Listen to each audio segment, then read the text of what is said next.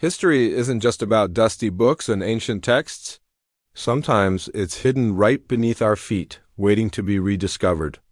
And recently, archaeologists in Jerusalem made a discovery that brings us face to face with the daily life of a city on the brink of one of history's most dramatic events. So, what did they find? A perfectly preserved, 2,000-year-old ritual bath tucked away beneath the bustling Western Wall Plaza. This isn't just any old structure. This is what's known as a mikveh, a special bath used for ritual purification in Judaism. Imagine, people walked these very same steps, preparing for their sacred duties at the Second Temple, which stood majestically nearby. This mikveh offers a tangible link to the spiritual world of Jerusalem just before everything changed. The team behind this incredible find from the Israel Antiquities Authority were actually working on a project to build new elevators to make the Western Wall more accessible.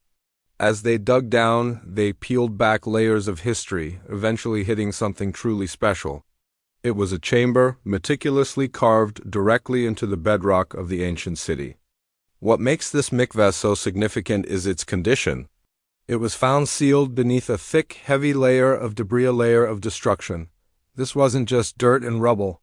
It was the direct aftermath of the Roman legion's conquest and razing of Jerusalem.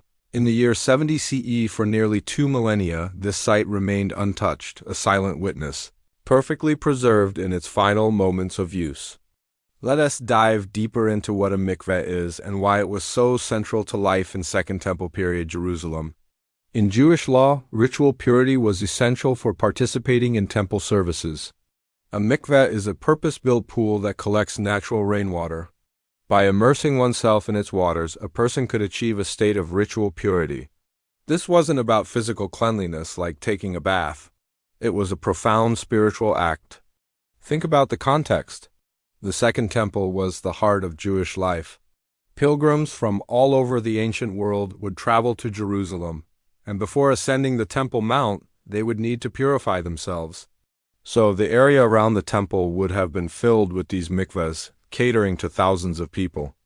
Finding one in such pristine condition, so close to the Western Wall, the last remaining remnant of the temple complex, is like finding a key that unlocks a forgotten door to the past. The archaeologists described the mikveh in detail. It has steps leading down into the water basin, all hewn from the natural rock. The walls were coated with a special plaster, typical of the Second Temple period, to ensure the water wouldn't seep out. Everything about its construction followed the strict religious laws governing how a mikveh should be built and maintained. Inside the antechamber of the bath, the excavation team found even more clues. They uncovered fragments of pottery, mostly jars used for storing water or oil, that date precisely to the period between the reign of Herod the Great and the destruction of the city. These are not grand treasures, but they are incredibly valuable because they are the everyday objects of everyday people. They also found pieces of stone vessels, which were common at the time because, unlike pottery, stone was not susceptible to ritual impurity. But perhaps the most poignant discovery was found within the destruction layer itself. Charred wooden beams and pieces of burned pottery were scattered throughout the rubble that filled the mikveh. These are the physical scars of the Roman siege. You can almost picture the chaos and devastation as the city burned. The mikveh, once a place of serene spiritual preparation, was violently filled with the debris of a falling city, its purpose abruptly ended. The lead archaeologists, Shlomit Wexler-Dolek and her team, have emphasized how this discovery gives us a glimpse into the final moments of life in Jerusalem before its fall. It's one thing to read about the destruction in the writings of historians like Josephus Flavius. It's another thing entirely to touch the stones and see the scorch marks from that very event.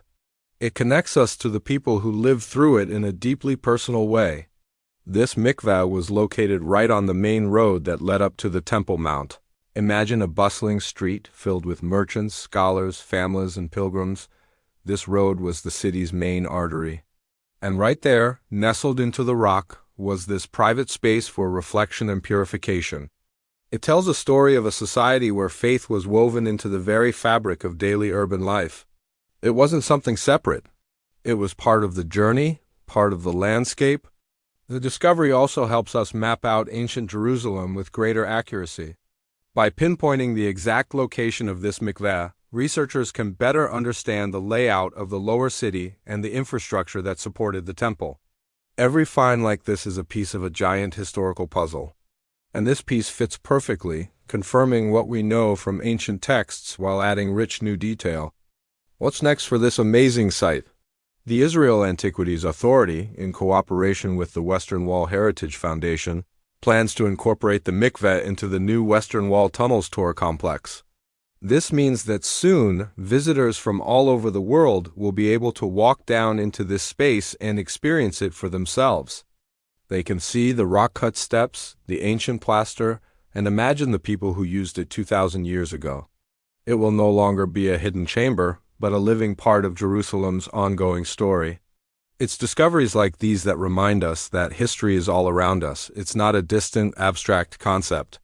It's real, it's physical, and sometimes it's waiting just a few meters below a modern city street. This mikveh is more than just an archaeological find. It's a time capsule. It captures a moment of deep faith and daily devotion, frozen in time by a cataclysmic event. It is a powerful testament to the resilience of human heritage and our unending quest to connect with our past. Thank you so much for joining me on this journey back in time. If you found this as fascinating as I did, make sure to hit that like button.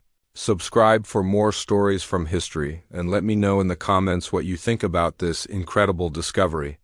See you in the next video.